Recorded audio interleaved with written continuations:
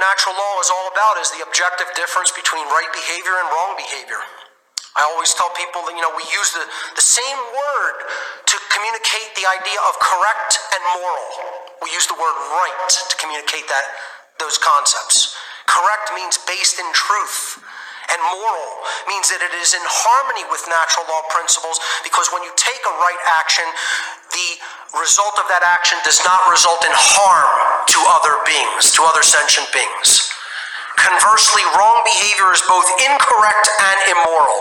Incorrect meaning it is not based in truth, and immoral meaning it is in opposition to natural law, because when we take wrong behaviors, someone is harmed as a result of that behavior, of that behavioral choice. The problem is, folks, most people still in the year 2018, sad as though it may be to say, cannot properly define a right. They cannot give you the definition of what a right behavior is. And that's why we're losing our rights. Because they do not understand that a right is an action that does not cause harm to another sentient being. And that is the definition, and it is as simple as that. I've rewatched the movie K-Pax recently, and it's about an alien being that comes to the Earth and interacts with, the primitive human beings that can't understand his mindset. And when he's asked if his planet has a government, he says, "We have no need for a government." And he's like, "Well, how do your people know right from wrong?" And his answer is, "Every being in the universe knows the difference between right and wrong." So, what about societal structure, government? No, there's no need for one. Well, you have no laws? No laws, no lawyers.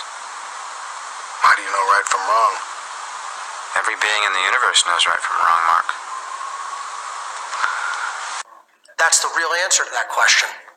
This should be common sense knowledge, but we're so backwards as a species that I need a 9-hour presentation to explain to brainwashed people what the difference between right and wrong behavior is.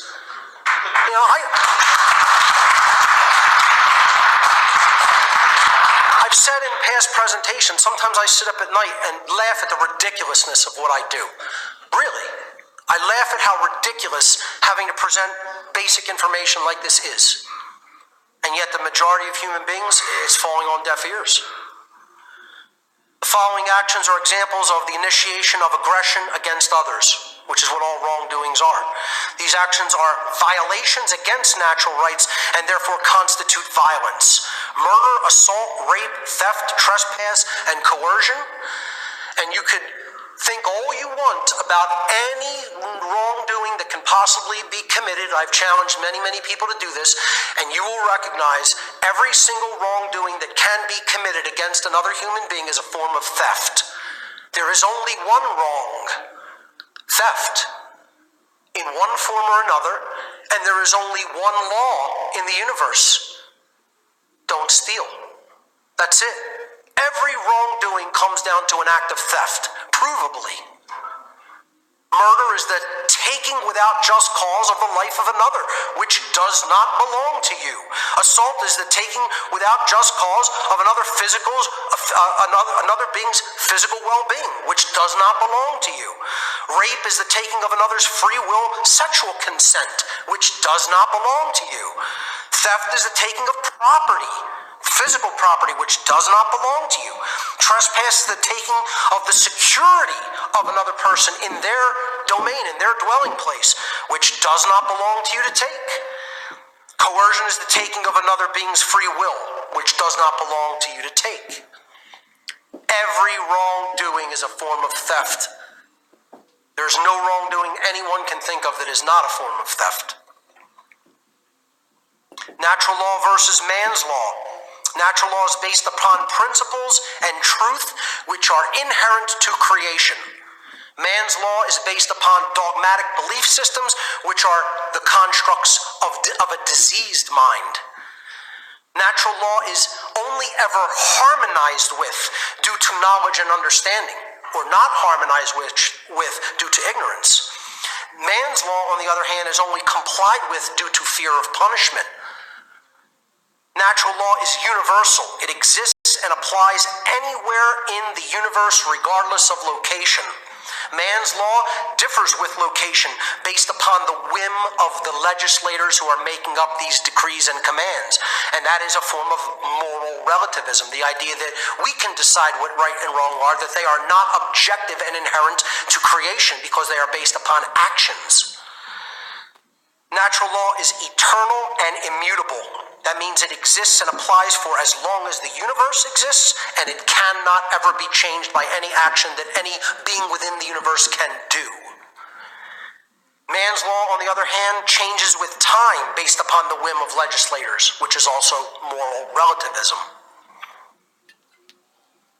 If a man-made law is in harmony with natural law, it follows logically that it is redundant, since it is stating a truth that is inherent, pre-existing, eternal, and self-evident, or it should be self-evident.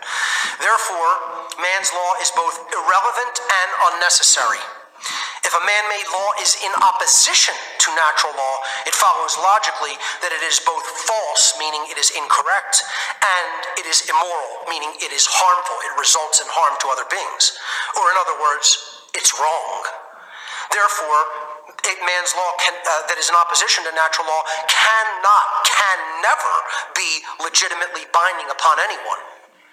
Therefore, I say throw all of man's law out. We don't need it. We only need to understand and bring our behavior into compliance with natural law. That's it. And then we would experience a society based in freedom.